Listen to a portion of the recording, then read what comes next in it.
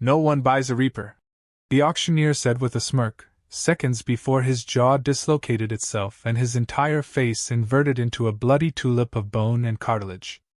The crowd went quiet. Somewhere in the back, someone dropped a drink. Somewhere closer, someone soiled their fur. The girl didn't move. Still strapped to the auction slab, eyes half-lidded and head lolled to one side, she looked as unimpressive as a sack of underfed potatoes. But the moment her name left her lips, no, not even her name, just the word, the atmosphere changed like someone had cracked open the vacuum of space. You didn't say that word in public. Not even in a whisper. And never near a microphone. Yet here she was, shackled and bruised, calmly muttering the syllables like a bedtime story. Reaper. The auction house of Thorns 6 had seen its share of drama. Warlords bidding over lost heirs. Smugglers auctioning stolen dignitaries. One time, someone tried to sell Ascension Nebula. It farted mid-bid and wiped out 3 seats. But never, never, had the entire place gone silent at the utterance of a family name. Not until now. She was listed as Lot 13. No verified origin, age uncertain, no known planetary ties. Muscle mass, above average. Neural scan, inconclusive. Genetic ID, scrambled. To most buyers, she was just another lab-grown orphan, maybe with a touch of illegal augment. The type you buy cheap, keep quiet, and point at problems until the problems stop moving. But what the listing didn't say, what no one had guessed, was that Lot 13 wasn't lost. She was hidden. For a reason. Right now, she lay on the platform with fake bruises fading, waiting. Calculating. Remembering the way her mother used to twist off a man's thumb with one hand while pouring tea with the other. Remembering the sound of her father's voice, low and steady like a seismic tremor before the earth cracks. If they ever find you, he'd said, don't run. Remind them why they stopped hunting us. 3 guards approached, weapons drawn, eyes wide. She twitched her fingers. Just a twitch. Just enough. A trigger embedded in her nail activated a subdermal node, and every electronic lock within 4 meters exploded with a spark. Her cuffs fell apart like cheap jewelry. She sat up slowly, like she had all the time in the galaxy.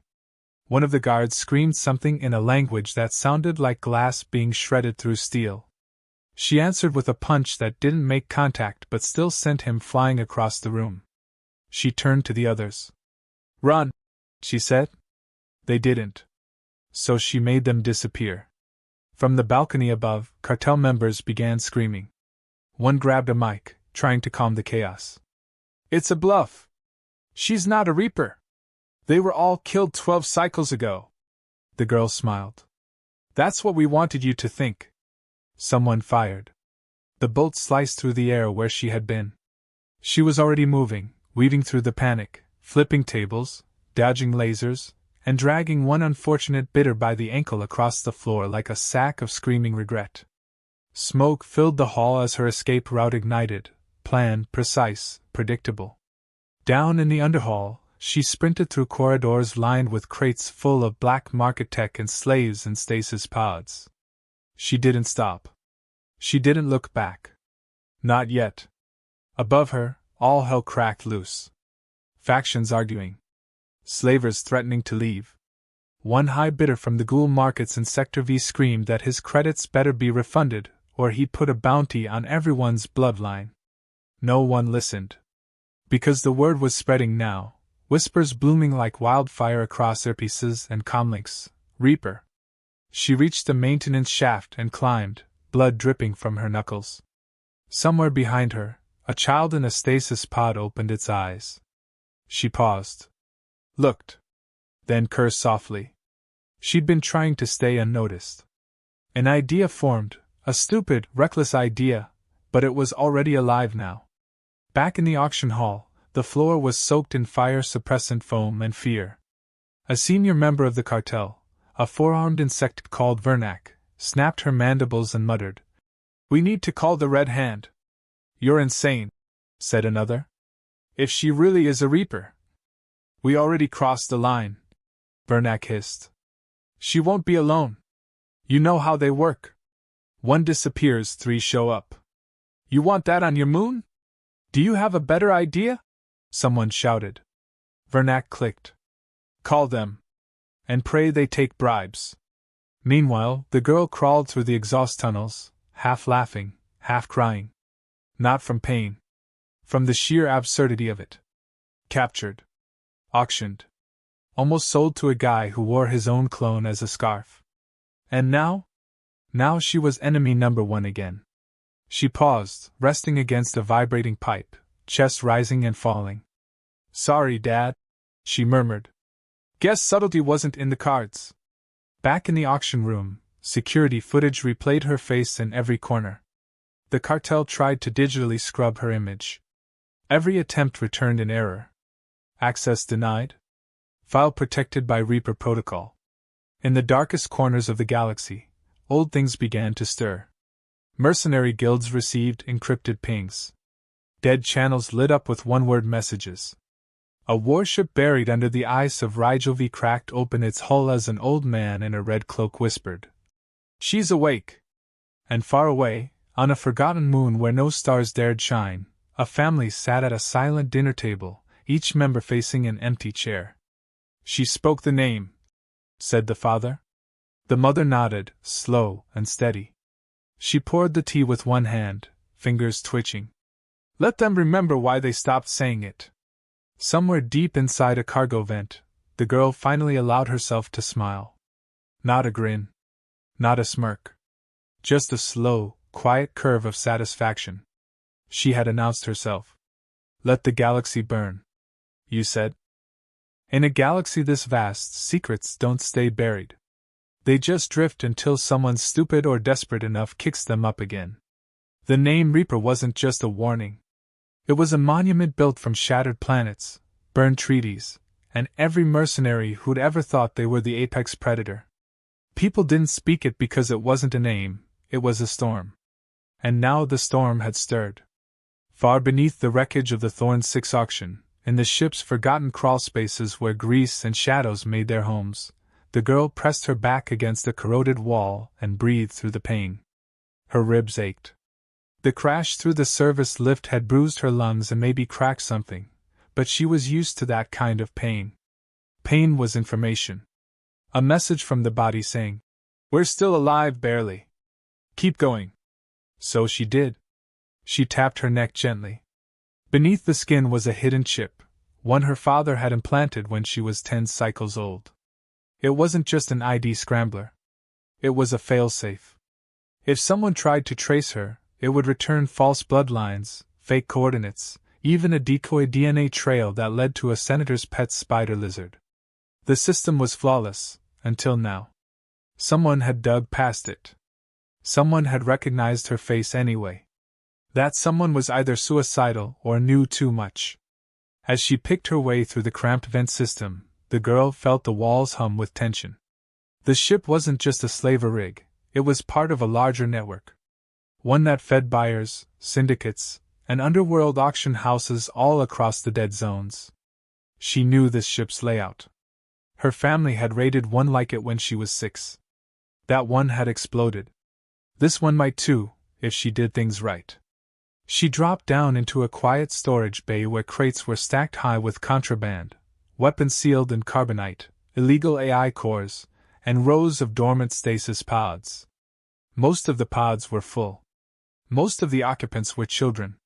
She scanned their faces and felt something cold settle in her chest. Anger wasn't the right word. It was older than anger. Deeper. It was the kind of feeling that her mother used to call soul-deep rage. The kind you didn't scream. The kind you buried until it boiled. She wasn't here for them. Not really. But she opened 3 of the pods anyway, inputting override codes that hadn't been used in 15 years. The children inside gasped awake. She knelt beside the youngest and spoke gently, her voice like wind brushing sand. You've got 2 minutes to run. Head for the auxiliary docks. There's a pilot droid there too dumb to lie and too loyal to shoot. The girl smiled slightly. He owes me. Use his ship. The oldest of the 3 blinked at her. Who are you? She looked up at the blinking red light on the ceiling, the one she knew was now watching her again. "I'm the reason you're not cargo anymore," she said, then disappeared into the shadows before they could ask more. Back in the main deck of the ship, the cartel leadership had gathered in a sealed control room, voices overlapping like angry static. Vernak slammed a clawed fist into the control console, her mandibles grinding in frustration. The girl should have been dead. Contained at the very least. But instead she was out, armed, and making them all look incompetent. She triggered a Reaper protocol. "You know what that means?" Vernak hissed. She wasn't hiding from us. She was testing us. This was a bait run. Another boss, this one made entirely of plasma encased in a protective suit, hissed in annoyance. "We didn't invite a war. You bought one," said Vernak. "And now we're married to it." They didn't understand yet. Not really. But they would. Because something worse than her was coming. The Red Hand received the contract an hour later. They didn't ask questions. They never did. The transmission simply included coordinates, a reward figure with a lot of zeros, and one attached image, her face frozen mid-smirk. The leader of the Red Hand, known only as Vex, studied the image with no change in expression. His twin sister, Rue, looked over his shoulder and exhaled slowly. "She's one of them," Rue said. "I know. She'll kill us if we go." "I know. So?" Vex smiled faintly. "So we go." While they plotted, the girl reached the engine bay. It was quieter here, the ship's heart thrumming with life and power, unaware that it was about to betray its masters. She accessed a hidden panel and removed a small metal cube from her pocket. She inserted it into the core interface. It began syncing immediately. That cube was a gift from her uncle, who once hacked a planetary defense system using a broken spoon and a prayer. It was a failsafe override cube, designed to corrupt NAV systems, delete life support targeting, and erase friend or foe recognition. In short, it would turn the ship against its own crew. But only once. Her breath was short now. The bruised ribs weren't healing fast enough. She needed time. A place to hide, recharge, and figure out who'd tipped the cartel off. No one was supposed to know. Her family had staged their own deaths, vanished from the records, and rewritten entire histories. And yet here she was, not just known, but hunted. A familiar voice crackled through the comms. It wasn't live, but old. Archived. "If you're hearing this, you did something loud," her mother's voice said, calm as always. "Good. Loud means you're still breathing. Just remember, baby, quiet might keep you safe. But loud will make them remember why they should have stayed scared." The girl closed her eyes, soaking in the voice. It steadied her. Above her, Vernak's scream echoed through the halls as one of their lieutenants was found pinned to a wall with his own spine. The message carved above him read, "Not alone." And she wasn't. Not really. Because if she was back in the galaxy's spotlight, it meant her family would soon be coming out of the shadows. And that, more than anything else, terrified the people who had once dared to believe they'd killed the last of the Reapers. The Red Hand didn't arrive in a ship. They arrived in silence. Their cruiser didn't register on any radar, didn't flicker on any security grid, didn't even whisper its presence to the stars. It was there, and then it wasn't, and then it was already inside the perimeter. The kind of ship that didn't dock so much as infect. Vex stood at the ramp's edge, helmet off, eyes cold. He didn't need weapons. He was one. His twin, Rue, drifted beside him, not walking, not floating, just gliding, as if gravity had given up trying to hold her. They were the last of the engineered siblings, designed to be fast, merciless, and forgettable. But the Reapers had remembered them.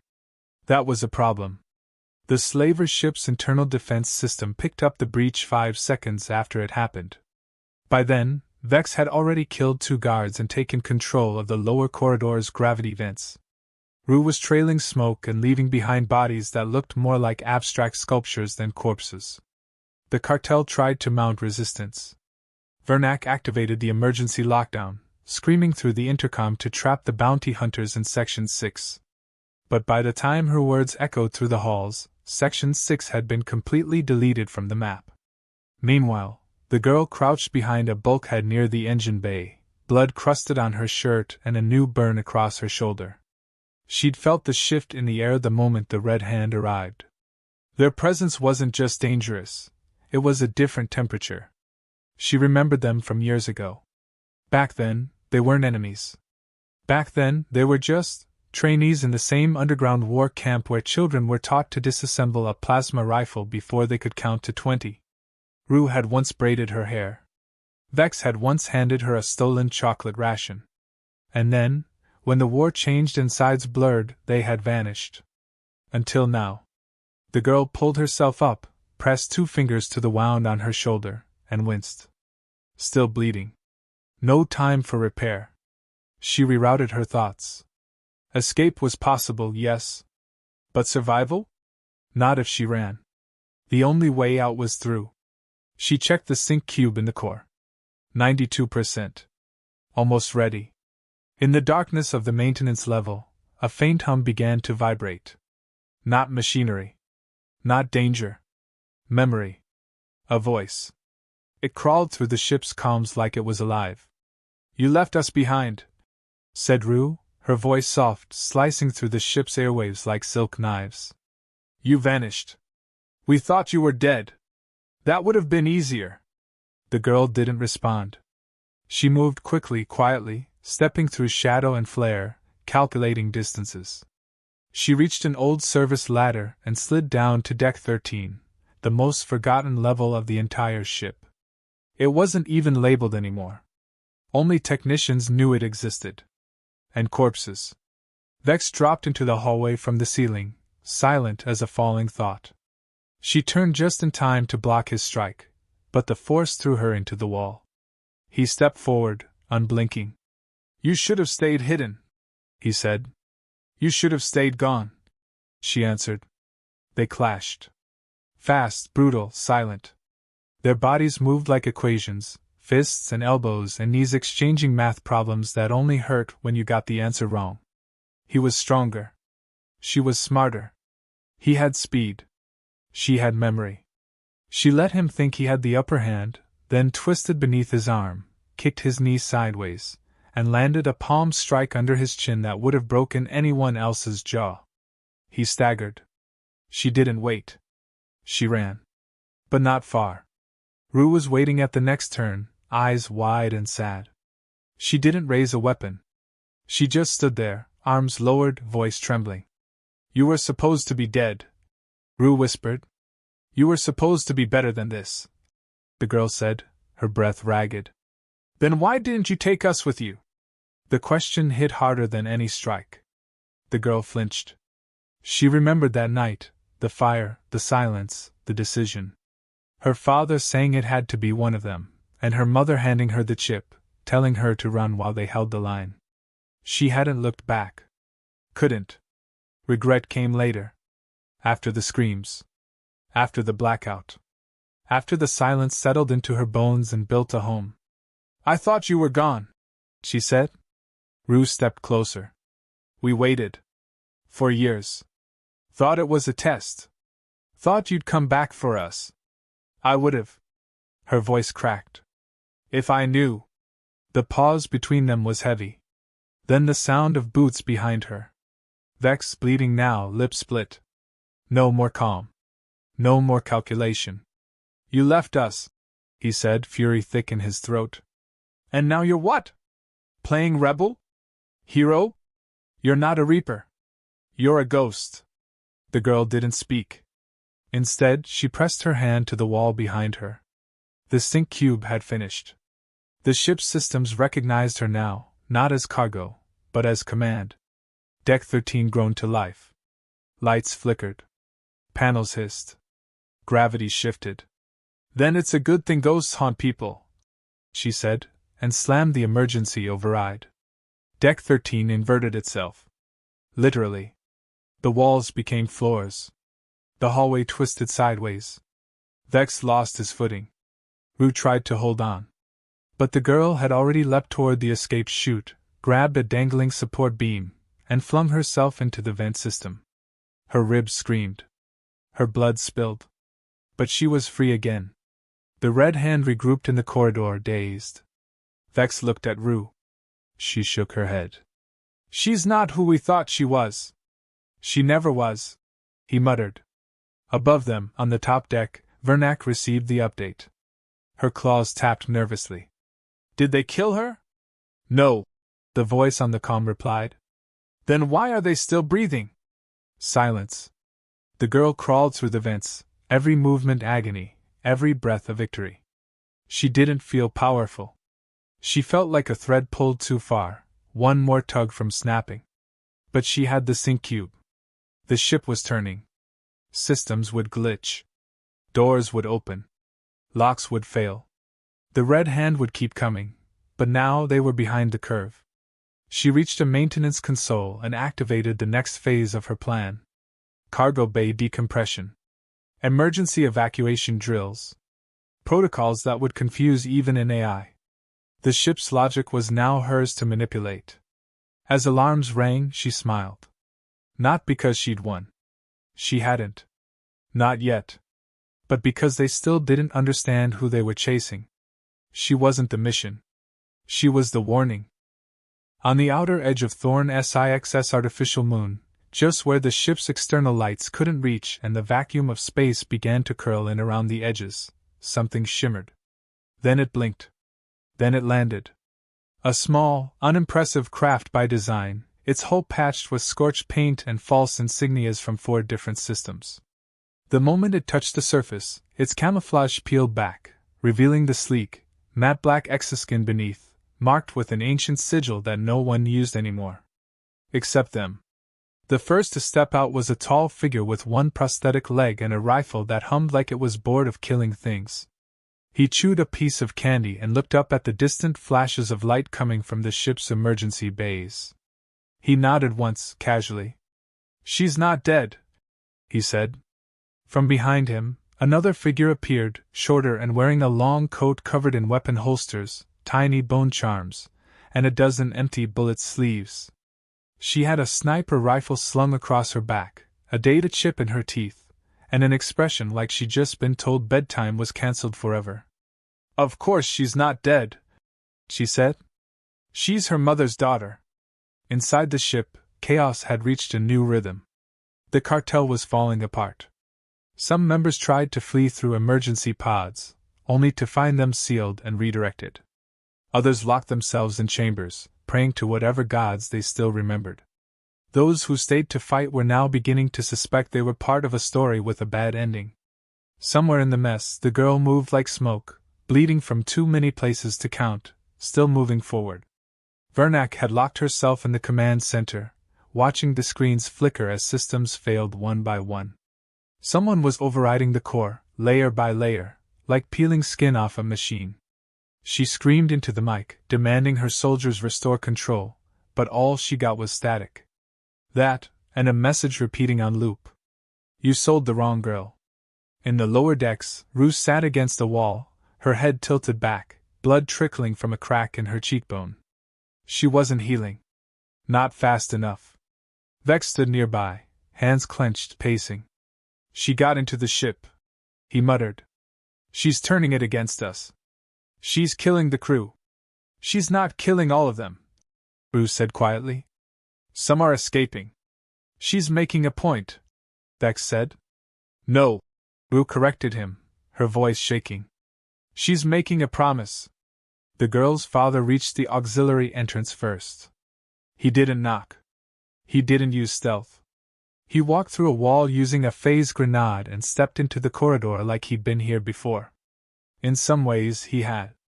Every cartel ship was the same smell of oil and blood, same panic hidden behind credits and ego. He adjusted his grip on the rifle and shot the first guard who raised a weapon. Not because it was necessary. Just because he was in a mood. A few levels below, the girl's cousin found a perch above the central communications hub. She took out the entire deck's defense system with a single shot through a power conduit. Then she pulled a lollipop from her coat and sat down to watch the fireworks. The girl herself had reached the control bay entrance.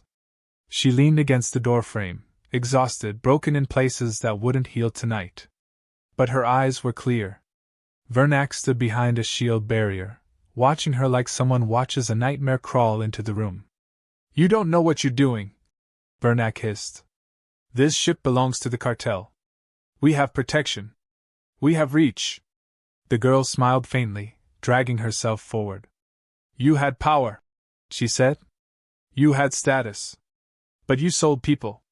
She paused. "And you tried to sell me." Vernak raised a weapon. It shook. The girl raised her hand. The ship's power core answered, and the shield barrier blinked out. Vernak pulled the trigger. The gun misfired and exploded in her hand. She screamed. The girl didn't stop walking. "This is a warning," she said. "Let the rest of them know. No one auctions a Reaper." She reached Vernak, grabbed her by the throat, and whispered something no one else heard. Then she dropped her. Alive. Shaking. Humiliated. It was worse than death. Down in the bay, her father found her. He didn't say anything. Just handed her a med patch and a bottle of water. She took both. Didn't cry. Didn't collapse. Just sat there, back against the crate, watching the lights flicker. "You waited too long," she said. "I know. Mom? On her way. Did you bring the tea?" He smiled. "Wouldn't show up without it." Across the ship, the Reaper family moved like gravity, reclaiming the space inch by inch. Not with overwhelming force, but with certainty. With purpose. The Red Hand tried to intercept. Rue refused. She stepped aside. Vex didn't. He tried. It didn't go well. He ended up unconscious, teeth scattered like dice across the floor. The cousin found the girl again near the bridge. Sat beside her. Offered her a piece of candy. "So," the cousin said, "is this your big move? Galactic vengeance? Family reunion tour?" The girl laughed, soft and bitter. "It was supposed to be quiet. In and out. Steal some files. Expose the network. I didn't expect the auction." "Yeah," the cousin said. "Well, you're kind of hard to ignore." They sat there, bloodied and bruised, watching the ship finally begin to die. Fires broke out in the upper decks. Air hissed through breached panels. Somewhere, someone was still trying to make a deal. But the galaxy was already watching. Because someone had uploaded footage of the auction. Someone had tagged the word Reaper in 17 dialects. Someone had attached a list of names, buyers, sellers, corrupt officials, and uploaded it to every open channel from here to the outer moons. And now everyone knew. The family hadn't vanished. They had just gone quiet. But they were loud again now. The ship was still burning when the girl stepped off it. Not in flames, no, nothing that dramatic.